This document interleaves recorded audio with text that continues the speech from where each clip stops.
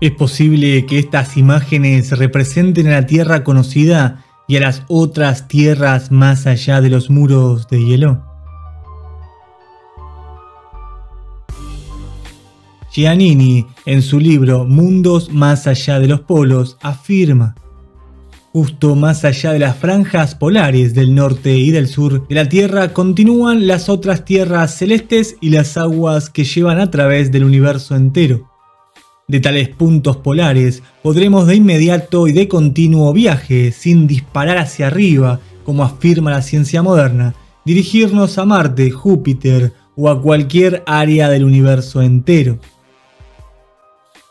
Los llamados cielos de arriba, que se observan en todos los ángulos desde la Tierra conocida, comienzan donde el hielo polar terrestre del norte y del sur disminuyen. Canal de YouTube nos confunde. Las imágenes que nos ofrece la NASA alegando que son planetas alejados en un fantástico espacio sideral podrían ser de tierras que se encuentran cruzando los polos.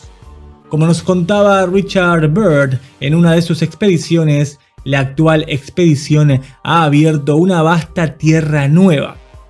O como antes de morir, que dejó su frase: ese continente antártico encantado en el cielo, tierra de misterio eterno.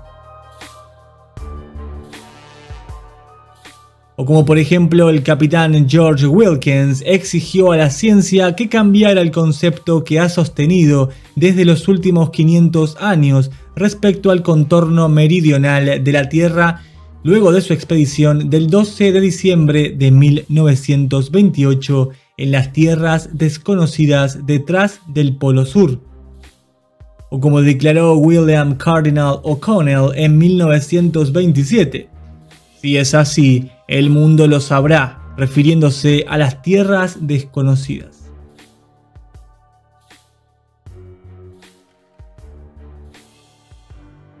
Richard Byrd, en su expedición Operación High Jump o Gran Salto, con gran batallón equipado especialmente y sus más de 393 oficiales y soldados, buscaron llegar a estas tierras, que Giannini las denomina tierras celestiales, y que deja en jaque a la ciencia moderna, afirmando que lo que vemos en los cielos no es más que las tierras cruzando los polos.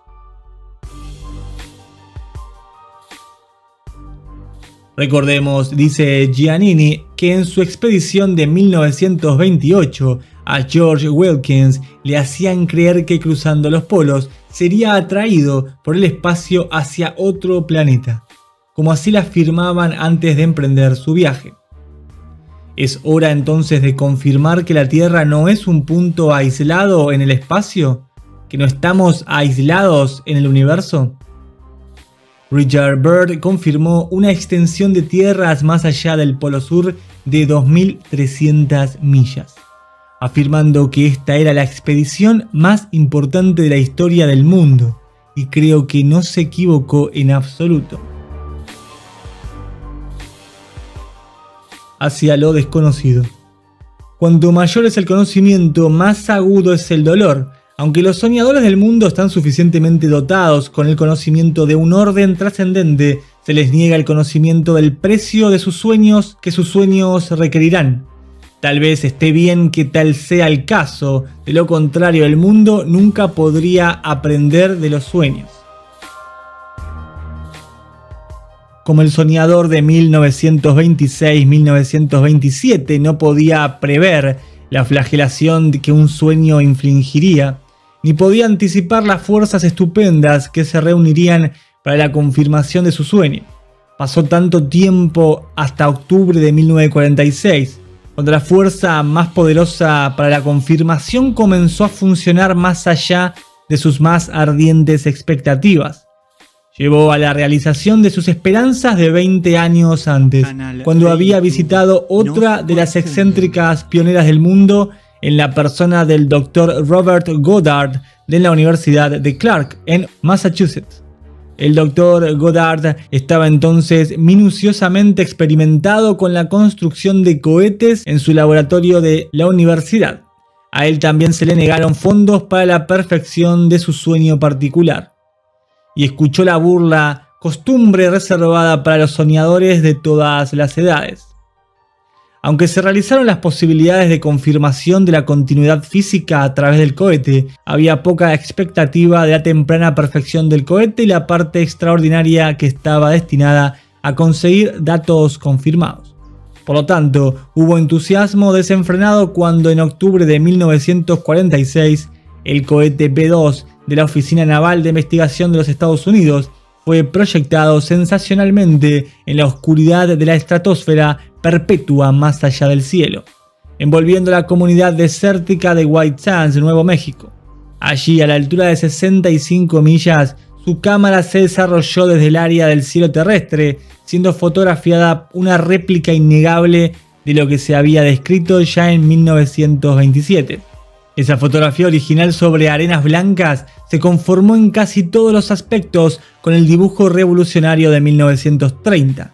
La única diferencia fue que la deriva del cohete desarrolló una vista angular de las áreas de disco presentadas por el dibujo. Si la fotografía estuviera en la perpendicular, se habría desarrollado una de las áreas de disco luminosas del dibujo.